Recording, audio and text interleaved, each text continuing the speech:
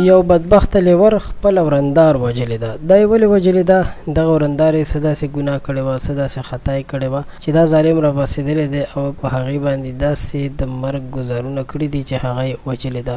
تاسو ټول تفصیل په دې ویډیو کې کتلی شئ. درنو دوستانو، دا واقعه چې په مردان کې مخې ته راغلې ده، ویل کېږي چې یو بدبخت لیور خپله ورندار په چاړه باندې وهلې ده او وجلې ده. دغه خاوند چې په جړه جړه باندې وایي زما ښځې به زما د دغه ورور ډېر زیات خیال ساتلو، ډېر زیات عزت به یې د کولو، او دوی 2 ورځې وړاندې ملکڼ ته هم ټول فیملی په چکر باندې تللي وو، ډېر خوشحاله وو. خو معلومه نه ده چې واپس په راتلو باندې د دوی ترمنځ کومه داسې خبره راغلې وه چې د دې هلک ورور یعنې د دغه ښځې لیور ورپسې چاړه راخیستې ده او وجلې ده. دغه هلک وایي چې که زما ورور پولیس ونیسي، زر تر زره دې ونیسي، خو زه به ترې بیا دا سوال کوم چې زما ښځې داسې څه ګناه کړې وه چې تا هغه په چړو باندې ووجله. قدرمنو دوستانو، ډېر زیات احتیاط کول پکار دي په کور کې. په دې رشتو کې یعنې د ورندار او د لیور رشته او یا داسې نورې رشتې چې هغې نامحرمه وي، په هغه رشتو کې ډېر زیات احتیاط کول پکار دي.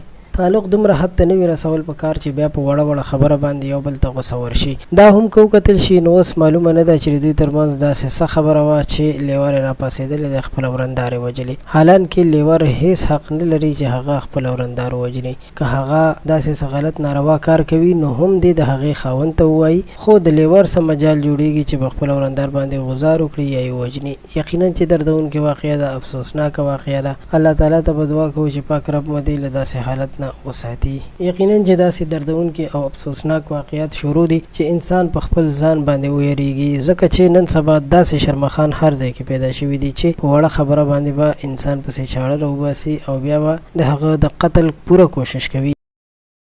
یقینا چې داسې دردونکې او افسوسناک واقعیات شروع دي چې انسان په خپل ځان باندې ویریږي.